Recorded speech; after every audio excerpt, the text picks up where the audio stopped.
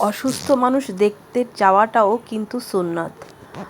আর এই যে আমি চলে গেলাম, দুলাভাই অসুস্থ, বিশেষ করে আমাদের দুলাভাইটা অনেক ভালো একজন মানুষ, হেলেনা আপুর হাজব্যান্ড।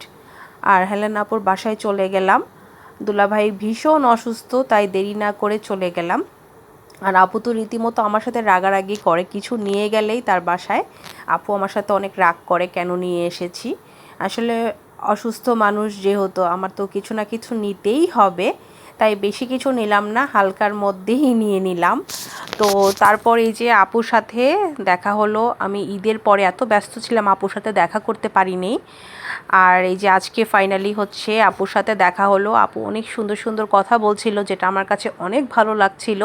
আর বিশেষ করে আমি যাওয়ার পরে দেখি আপু দুলাভাইয়ের অনেক সেবা যত্ন করছিল।